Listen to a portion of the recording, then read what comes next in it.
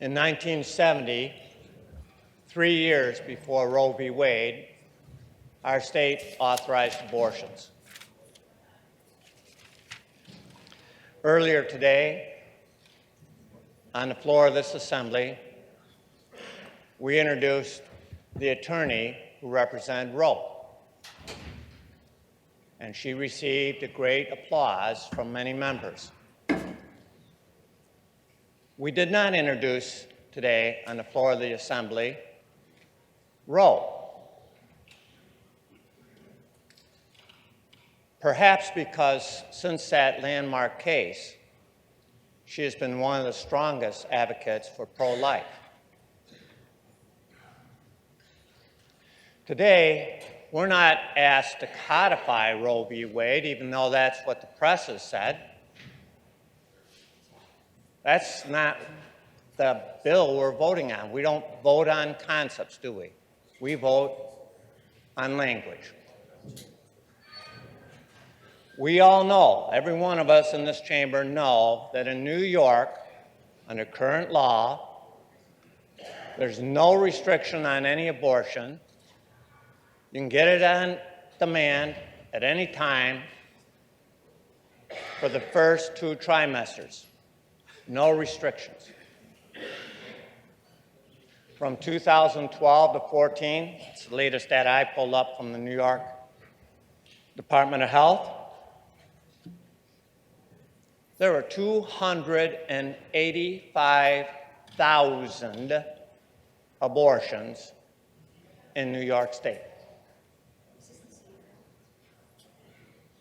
There were 400 abortions for every 1,000 live births. Availability of abortion in New York State is not what we're voting on today. So what does the actual language do in this bill? Section 2 eliminates the need for a physician to be at an abortion. No matter what stage, you no longer have to have a physician. It can be done, even a late-term abortion, by a physician assistant. Section 2 no longer limits abortions to where the life of the mother is at risk. Now it can be done if someone, namely the mother, says her health is at risk. But this bill does not give any guidance at all about what that means, does it? You all have a copy in front of you. Doesn't say serious health risk, atypical, unusual, no restriction at all. Section 3 eliminates the requirement that an abortion be performed in a hospital, even a late-term abortion just before the baby would otherwise be born. Under this language, it could be done in an outpatient clinic or a storefront. Section 3 also, as we discussed, eliminated the requirement that there be 2 physicians for a late-term abortion. A late-term abortion is when the baby is fully formed, has a heartbeat, can live outside the womb. No longer are we asking for protection for the woman and the child who's already fully formed. Section 5 and 6 eliminate any criminal protection for the unborn child, not just in the context of abortion, but in any context. Under current law, homicide is defined as the killing of an unborn child after the first 24 weeks. An unjustified killing of an unborn child is defined as homicide. We take that out of the law with this bill. A pregnant mother who is attacked and mugged and her child is killed. Sure, there's a criminal charge for attacking the mom, but not for killing the child. No criminal protections for the unborn child. Just to make that clear, Section 11 of this bill, by the way, eliminates the authority of a coroner to investigate a suspected criminal abortion. Think about that for a minute. We are, by law, eliminating the authority of a coroner to investigate the death of an unborn child. Most of us here came here with the objective of doing our utmost best to represent everyone, right? And we know there's a special obligation on us to represent those who are not powerful, who aren't wealthy, who are downtrodden, right? We have that special obligation to stand up for the weak and the frail and those who otherwise have no voice. And my friends and colleagues, that includes those who are yet born but are fully formed in the womb.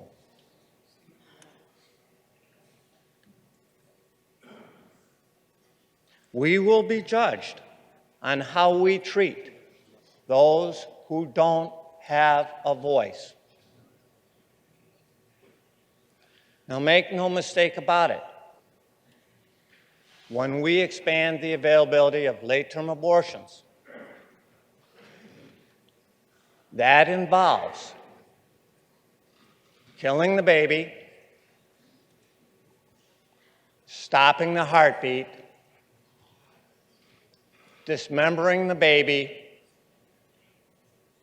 and removing it from the womb.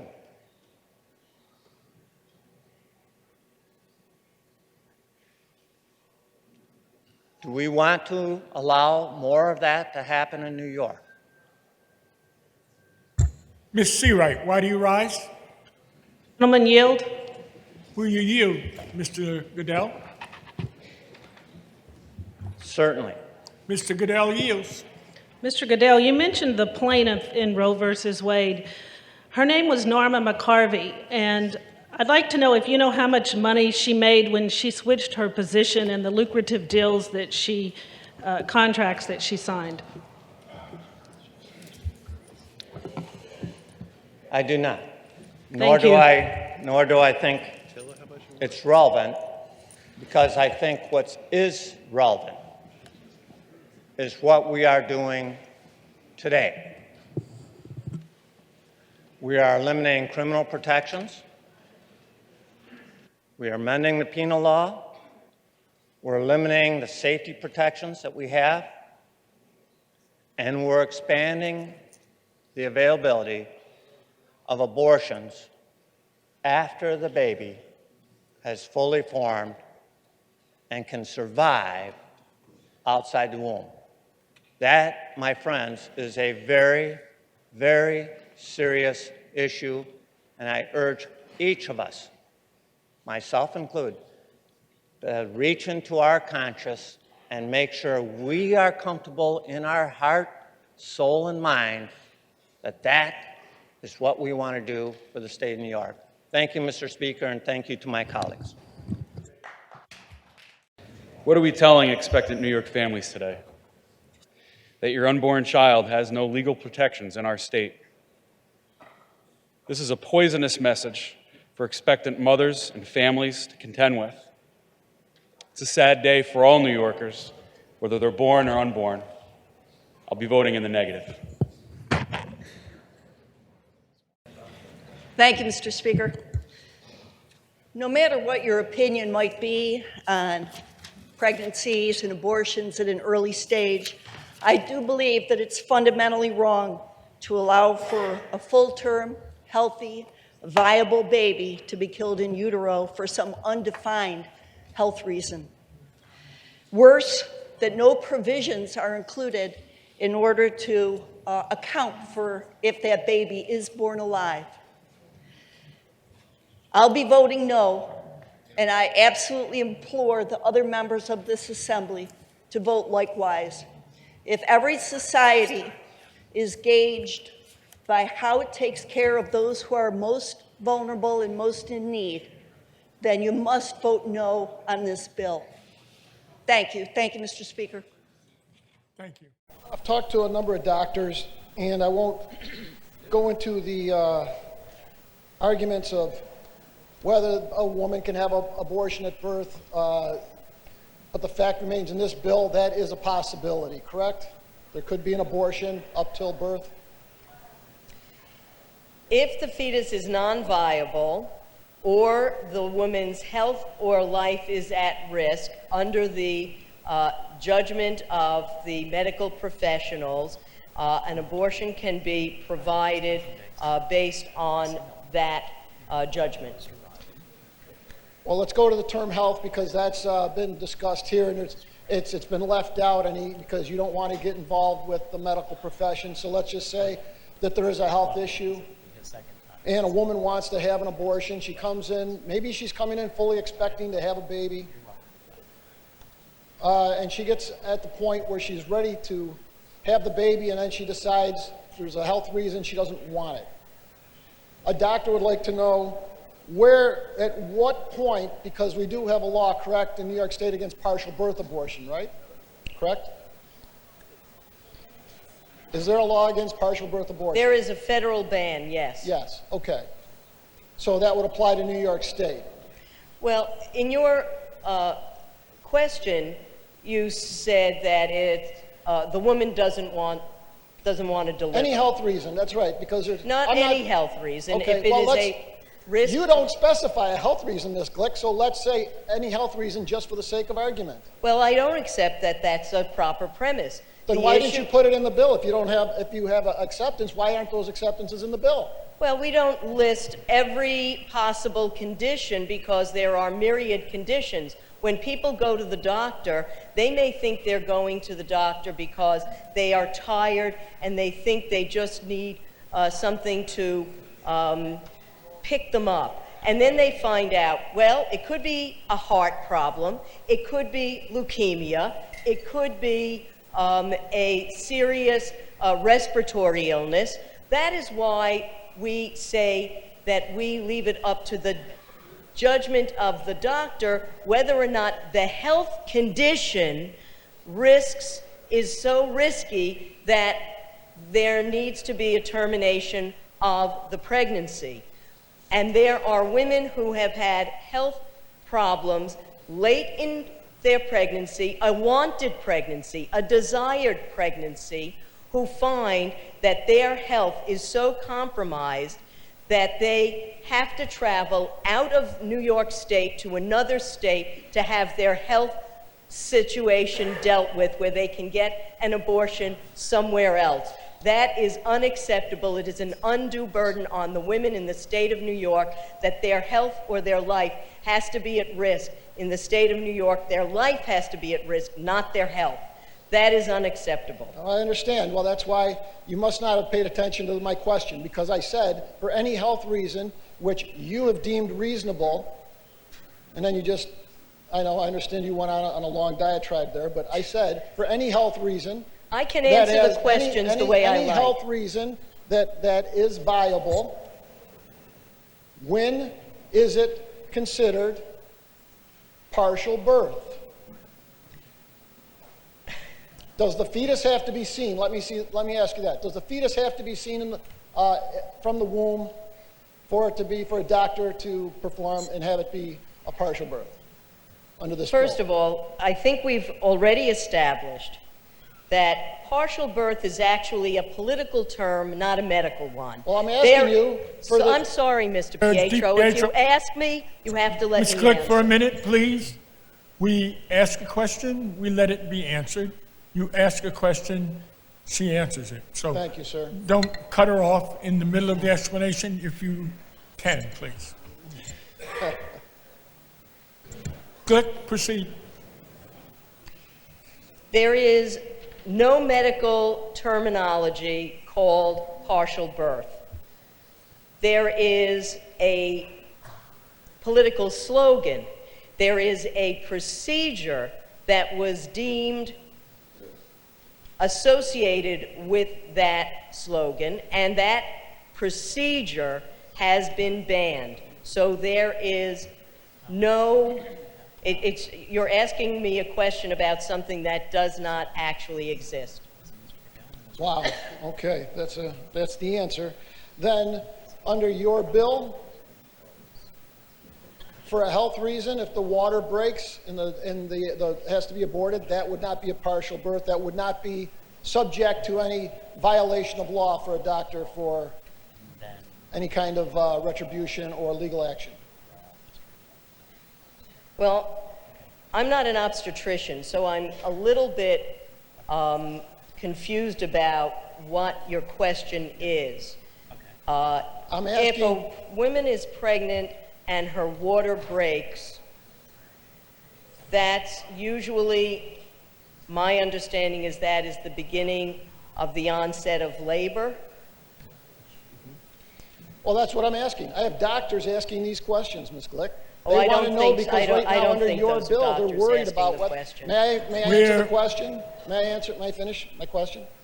I have doctors asking these questions because under federal law, they don't want to be arrested and lose their practice because they don't know exactly where your bill begins and ends on the abortion.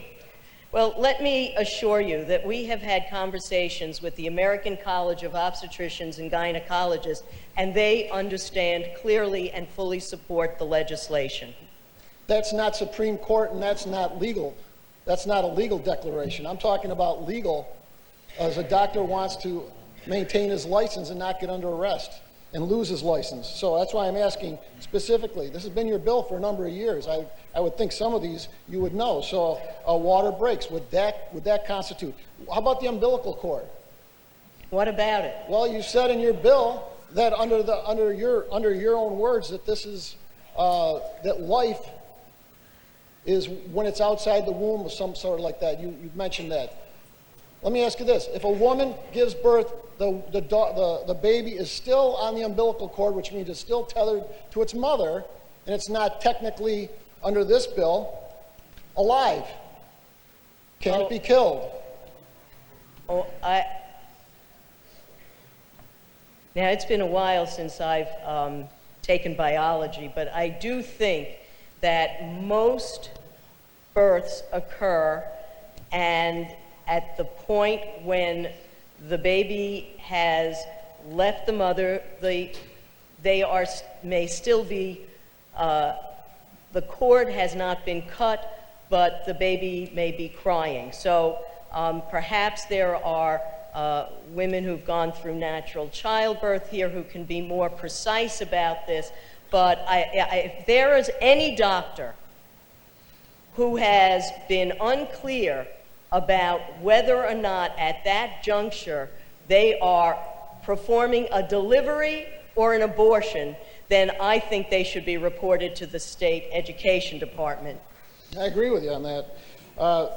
Because it's pretty We've clear. got some legal ramifications, and they just would like to be clear under this bill. To your own acknowledgement, they don't define any health reasons. So I think it's very That's obvious not- that a that's- doctor would want some of these clarified. So when he's on the table trying to give birth and something arises that might be something that you deem necessary, he wants to make sure it's necessary. I'm sorry, Mr. DiPietro, but the decision as to whether the health of the mother is under serious risk, so serious that the alternative in that situation is to perform an abortion, that is left to medical professionals. It is not my opinion, and it is not your opinion. It is left to professionals who are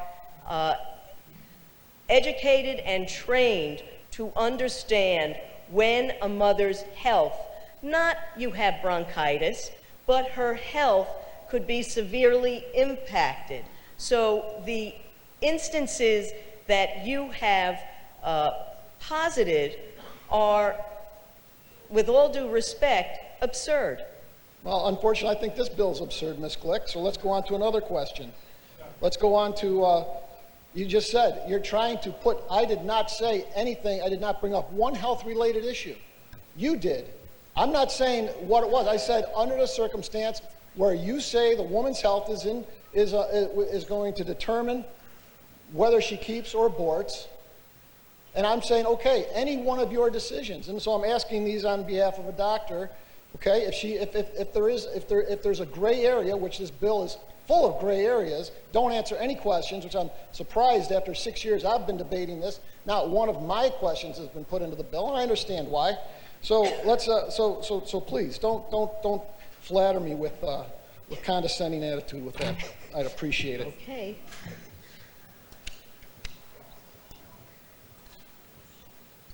On the bill. On the bill, Mr. DiPietro. Well, I'm going to be coming back, but on this bill, there's, in the Hebrew language, you know, there's no swear words. It's pretty amazing. So I know a couple Hebrews, or people that speak the language, and when they swear, they use American words. Same thing in Africa. There's a number of nations that abortion is not in their language.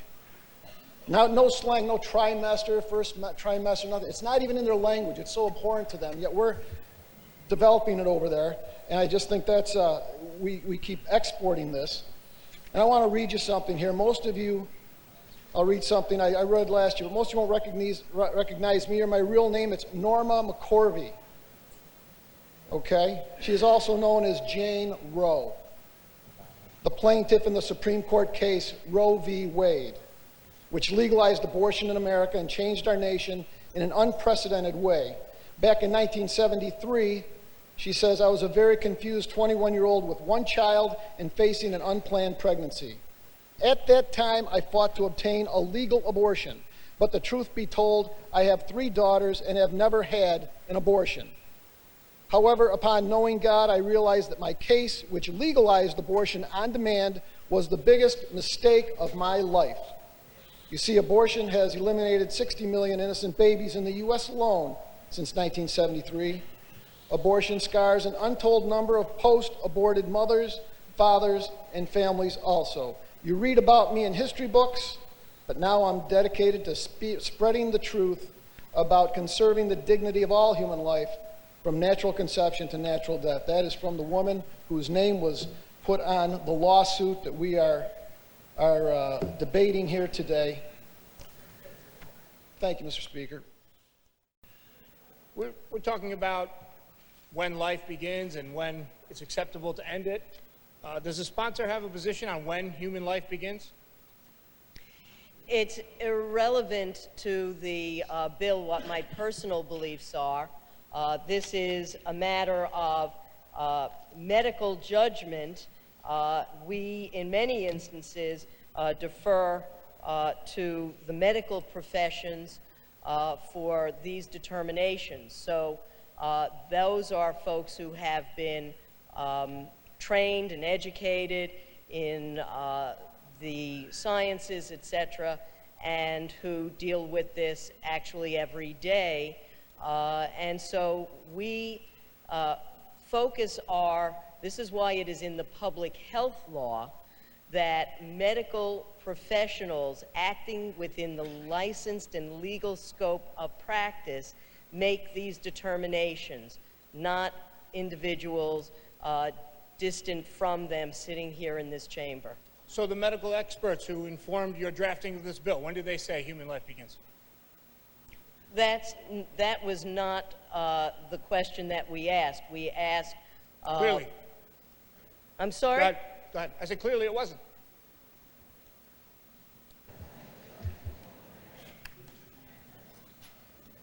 You have another question?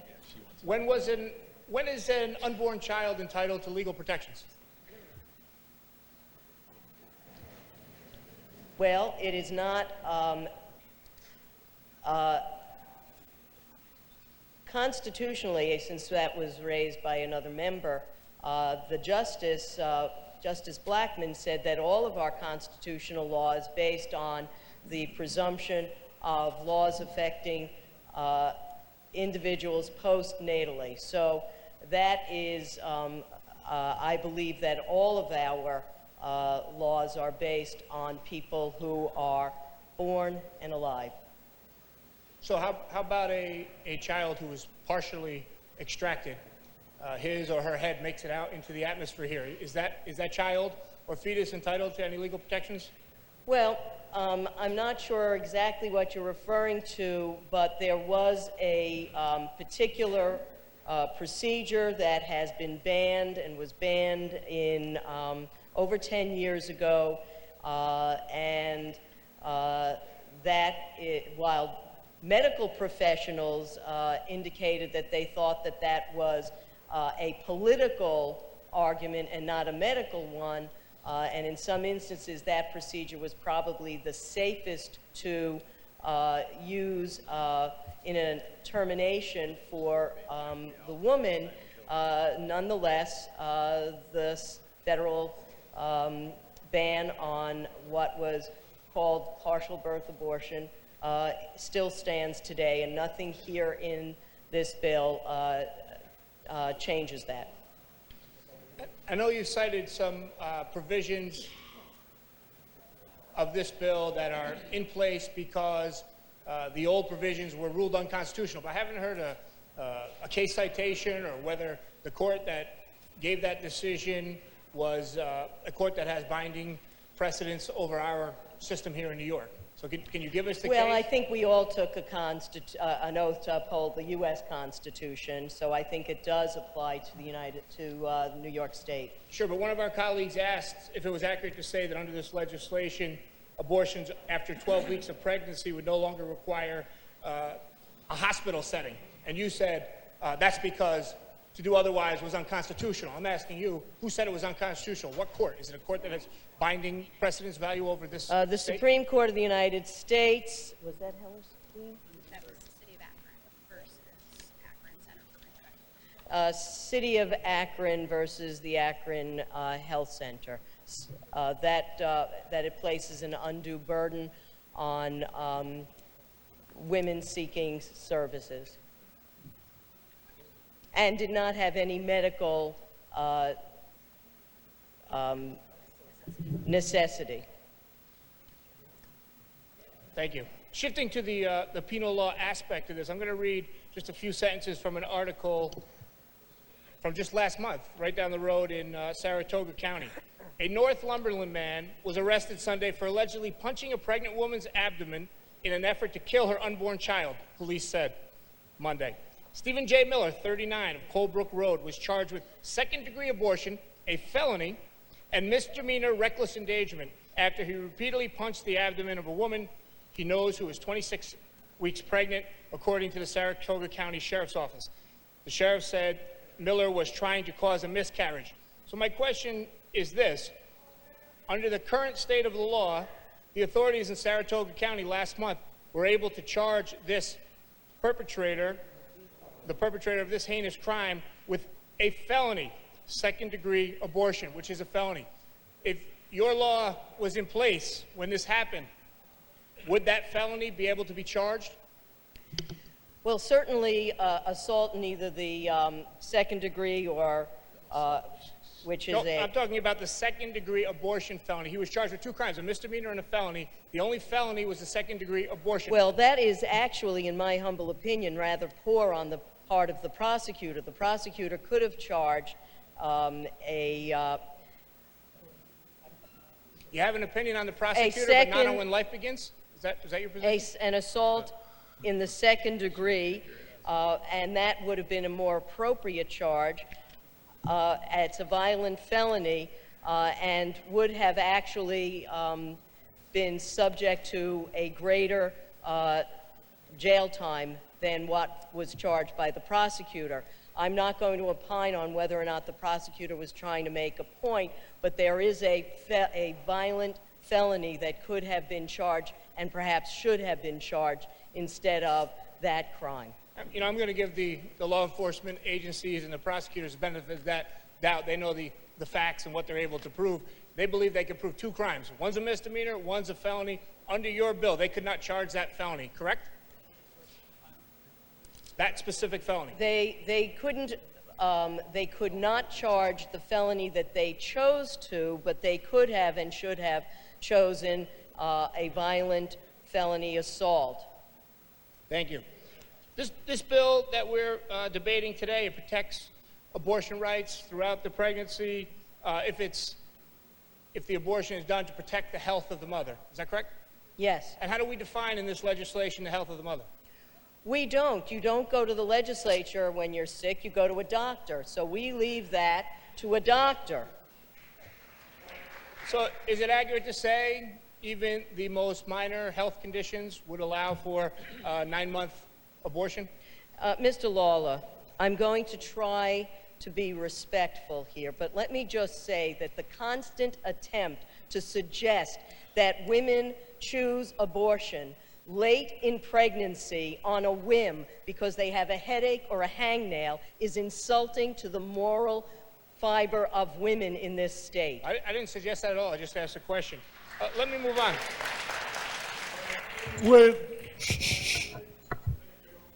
Thank you. We don't need applause at this point in time. Thank you. Presently, public health law, section 4164, it contains a provision relating to the rights of infants who are born alive.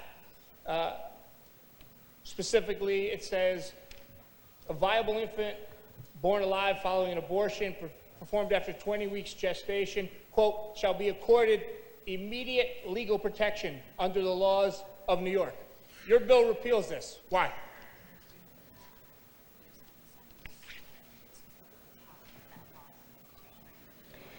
That section of law has been held unconstitutional because of the requirement for additional medical personnel, which is an undue burden on providing the services needed. So is it accurate to say right now, on the books, we have a law that says a aborted fetus that survives the abortion is entitled to nothing? No protections? Well, the line is, if you are born alive, you are alive. If you are not born alive, you are not born alive. In a situation where that happens, when a child is born alive, under this bill, what would happen? There's no command in the law to try to give aid to that child who's struggling for breath, whose heart is beating, who's out here on the earth?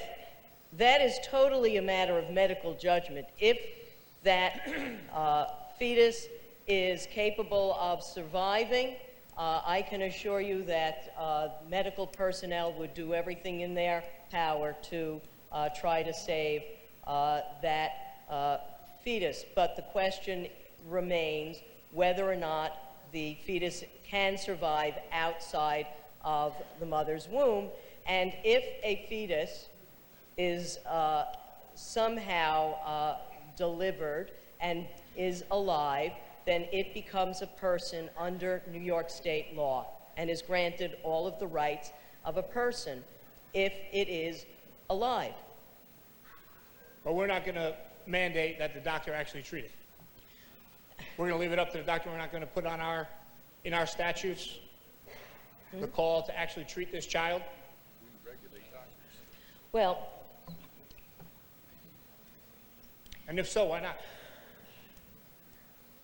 the purpose of the bill is to ensure that we provide medical judgment and respect the medical judgment of those involved. And so Mr. Rea, why do you rise? Will Ms. Glick just yield for I one don't have quick... my, it's not on one my click- time, Mr. One quick clarification based Mr. on what they're discussing. I'll yield. Mr. Lawler has the floor. You have to ask him to. Mr. Lawler, will you yield and will Ms. Glick yield? For a quick question. Mr. Ray has a question Sure. for you. Thank you. I want to just zero in on the fact that you mentioned if a fetus is born alive, then it's alive. But isn't not true that under the provisions that we're going to be dealing with, currently there needs to be 2 doctors present during an abortion, specifically for the purpose, one to tend to the mother and the second to tend to potentially a live birth of the fetus. But now we're eliminating the 2 doctors and just having one, correct? Yes. Thank you. You may continue, Mr. Continue to Lawler. yield for my questions? I'm sorry? Will you continue to yield? Yes. Thank you. Does this bill expand Roe versus Wade? No. Does Roe versus Wade require states to allow non-physicians to perform abortions? Well, not everything in Roe v. Wade deals with all aspects of New York State law. New York State licenses medical professionals, and it is the state law that controls whether or not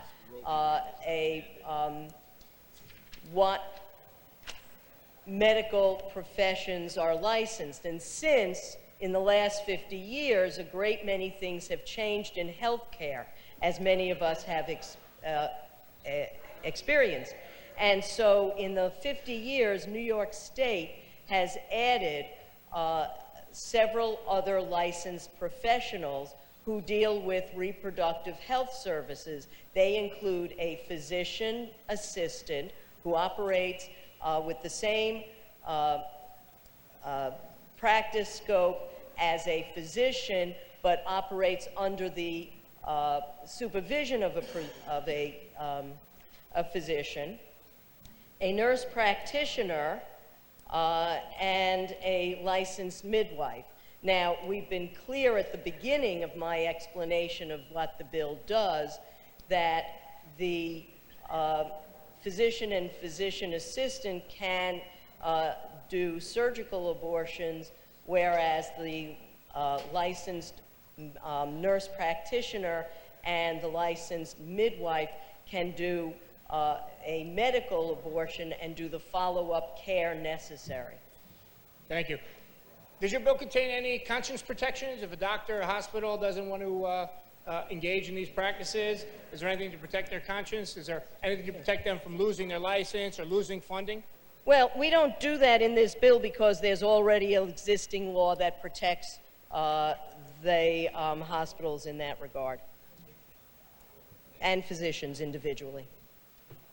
Is there any provision in this bill that will allow for, fund, or require counseling for women who've had abortions and they regret it and they seek counseling or need counseling? No. It's my understanding from extensive reading by of the surveys done by the Guttmacher Institute that it is overwhelmingly women are pleased that they had the choice to decide when to become a parent or not. Are you saying it's 100%, that no one regrets it? I didn't say that. So is there any funding or any support for those who do? Mr. Lawler, your time is up if you so choose. We've debated this bill many times, and as we find out today, we're not talking to each other. We're speaking or talking at each other and over each other. Neither side is having an impact on the other, and we knew this day would come on Election Day this past November, that this legislation would pass this House as well as the Senate, and the governor is going to sign it this evening. So all I have to say is I'm just going to continue to pray for a change of heart by people on this issue. There are many ways to help a young woman deal with an unplanned or unintended pregnancy. Life is a gift. Always was, always will be. And this past Sunday, I had the pleasure of welcoming my new granddaughter, little Maeve Rosario, born at Mount Sinai West in Manhattan at 2:45 in the morning on Sunday. And, she was little, 5 pounds, 10 ounces, little bit of a thing. But she is gorgeous. She's beautiful. and she has a wonderful life to look forward to. And it's an old expression, babies bring their own luck. So all of those unfortunate cases where that little child, their life was taken from them, they didn't have the opportunity to enjoy the luck that their life will bring. And to the parents of those children, many of whom regret the decision they made, I'm going to continue to pray for a change of heart, that someday, we no longer have to, that abortion just becomes just something you don't want to do. It really is taking of a human life, and I still believe it's wrong. I believe it always will be wrong. Nothing is going to change that. So I'll be voting no on this legislation, and I'm just going to keep praying for a change of heart. Thank you, Mr. Speaker. Thank you, Mr. Speaker. Over the last few weeks, I received many calls to my office from people who are both pro-life and pro-choice, saying that they are opposed to this legislation.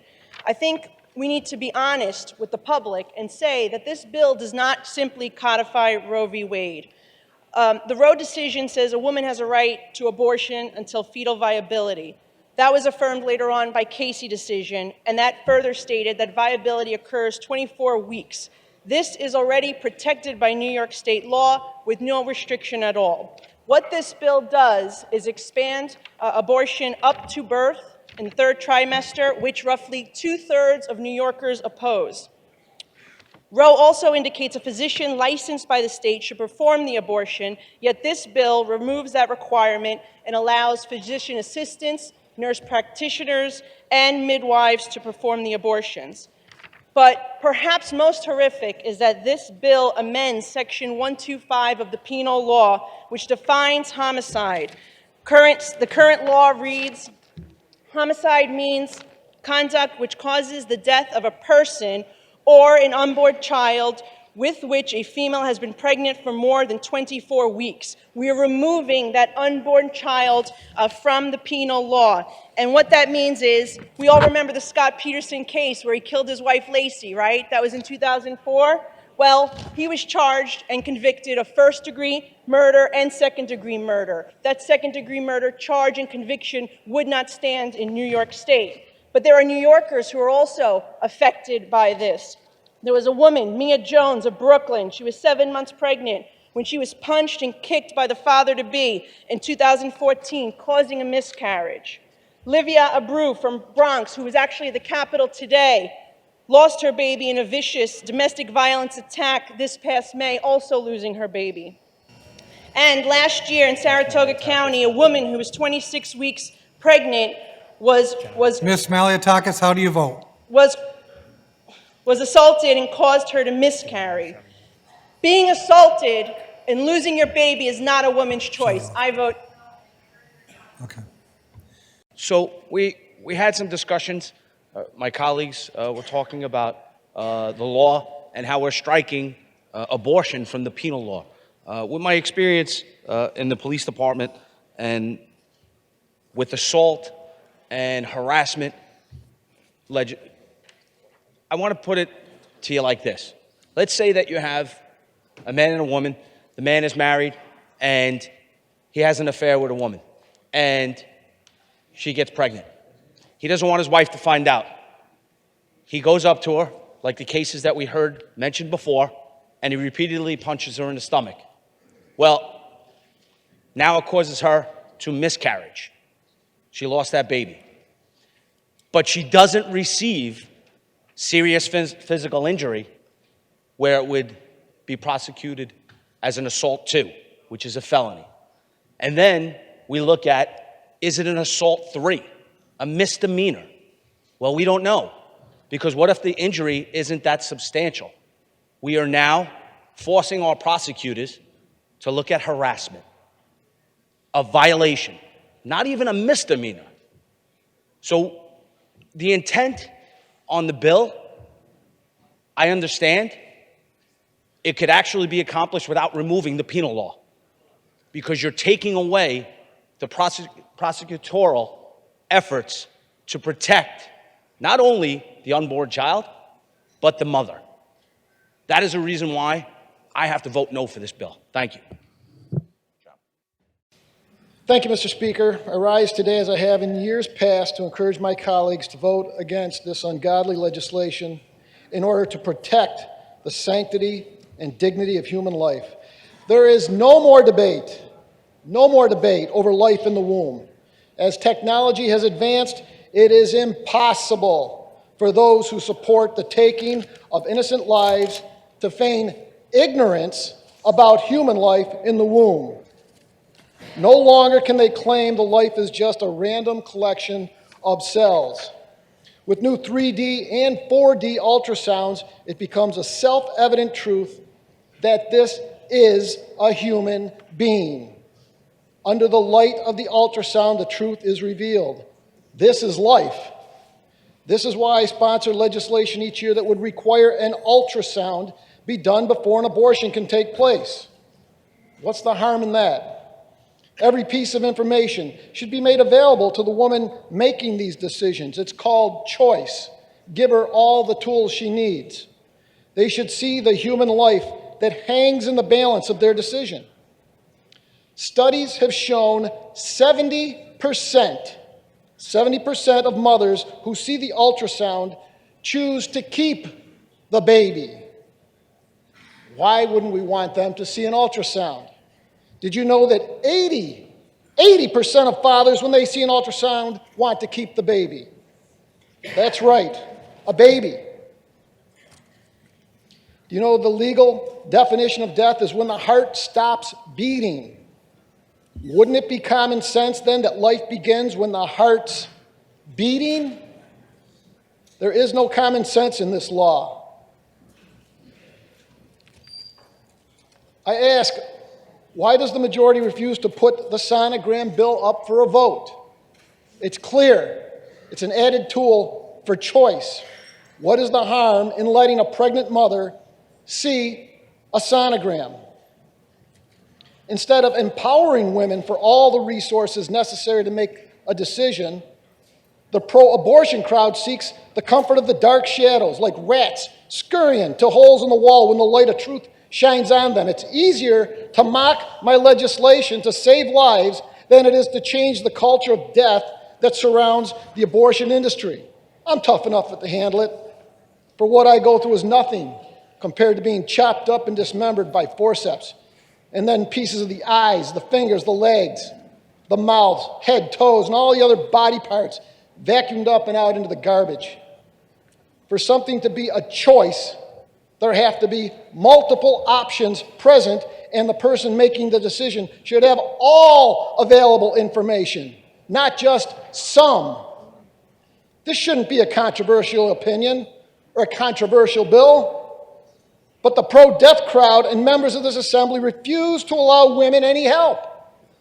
They refuse to allow women a choice to see a sonogram. They refuse to allow women a choice to seek counseling in matters of life and death, which this is. All information should be considered before a decision is rendered. Make no mistake, this is a decision between life and death.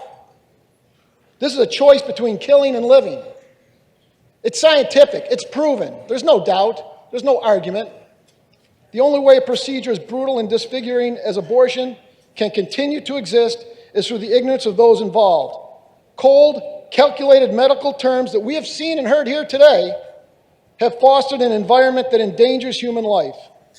To this day, a human being in the womb has never transformed into something else. It doesn't become a turtle. It doesn't become a plant. You ended a human life.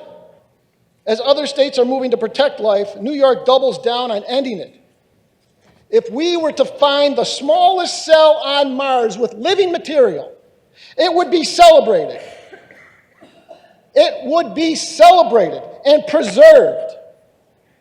But when it comes to here on Earth, we debate how late, up to when the baby is being pulled out of the womb, is it acceptable to murder a human life? I am no longer mincing words. The ending of a human life is murder. Back in the day of King Ahaz, he sacrificed his sons and other children by throwing them into the fire as worship to pagan gods. Even today, the process hasn't abated. The sacrifice of children to the harsh gods of convenience, economy, and whim continues in sterile medical facilities in numbers that would astound and embarrass King Ahaz. It is written very clearly, truly children are a gift. Let's talk about the baby. The bond between the mother and her baby is truly remarkable. While in the womb, babies begin learning language from their mothers. They also learn to recognize different words. This is while they're still in the womb, they can recognize language. After birth, they will still remember some of these words, even being able to distinguish between their mother tongue and other languages. Let me repeat that. They will still remember these words, even being able to distinguish between mother tongue and other languages. That's incredible, while in the womb.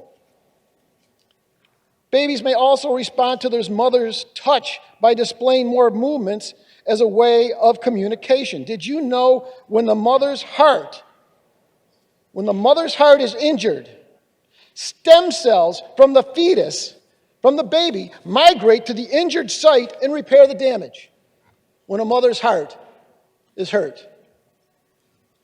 Male babies in the womb leave traces of their DNA on the mother's brain, which protects the mother from Alzheimer's disease. It doesn't end here. Antibodies travel from the mother to her baby through the placenta. Breastfeeding boosts the baby's immune system before and after birth and protects the baby from deadly bacteria and viruses.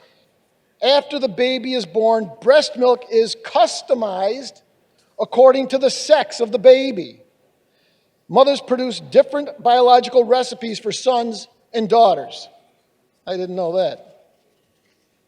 In 25 days, woman gets pregnant. In 25 days, the heart chamber develops. In 32 days, that's 1 week later, 32 days, 1 month, arms and hands begin developing. 36 days, 4 days later, 36 days begins the vertebrae's development.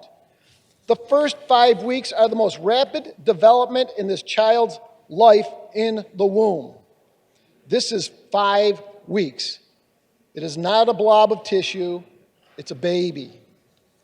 At 6 weeks, brain waves are detectable. At 45 days, the heart is beating twice as fast as the mother's. Yes, that's a human heart, not an animal heart. It's not a blob of tissue, it's a heart. It's beating twice as fast as the mother's. It's alive and well. At 7 weeks, 49 days, eyelids, toes form. The nose is distinct, and the baby is kicking and swimming. That is just the first 49 days. You can still receive an abortion for another 127 days, but let me repeat that. Now you can receive it for more than 7 months. At week 8 weeks, 2 months, every organ is in place. Bones begin to replace cartilage and fingerprints form. Fingerprints. DNA. Week 11, all the organs are functioning and the baby can grasp objects placed in its hands. Not even 3 months, the baby can grasp something. At week 12, the baby has all the body parts capable of feeling pain. We know that now. We did not know that in 1973. 12 weeks, 3 months, the baby can feel pain.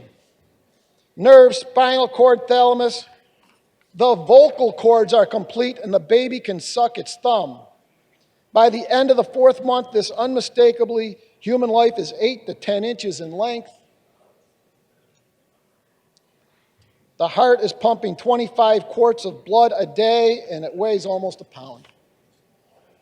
25 quarts of blood a day. Is there anyone who can look at that and say it is not a human life? At week 18, the baby will begin to hear. At week 19, the baby can routinely be saved. At 19 weeks, you can save that baby. No need for an abortion. At 20 weeks, this child feels pain and feels every agonizing part of the abortion process. I have submitted a bill that all abortions must stop at 20 weeks. I don't think it's ever going to see the light of day in here. Correct? Correct. At 21 weeks, that's not even, 4 months, 5 months? The baby can swallow. At week 23, the baby will develop taste buds. It can taste what the mother eats.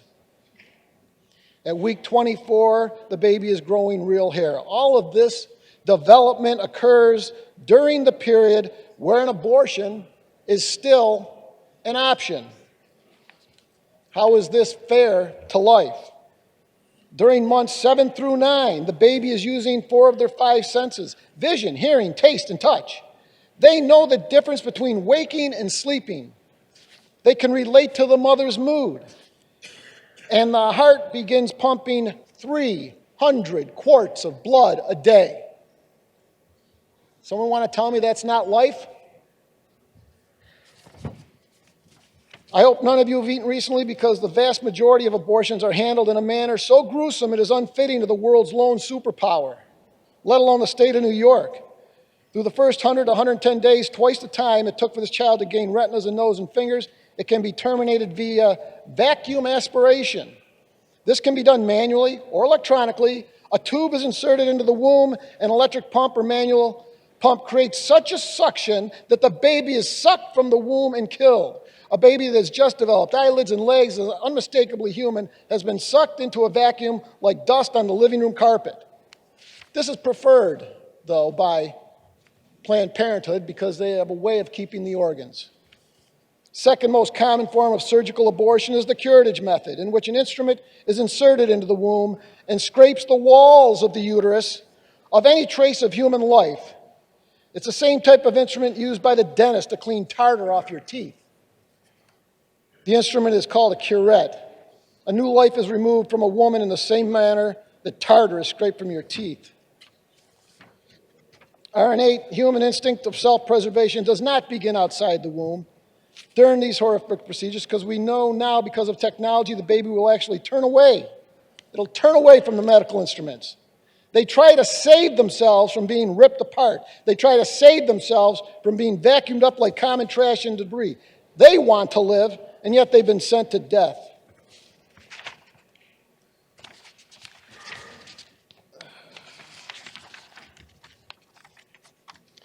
National Right to Life estimates the number of human lives ended by abortion here to be 60 million since the Roe v. Wade decision, an unfathomable number of human lives.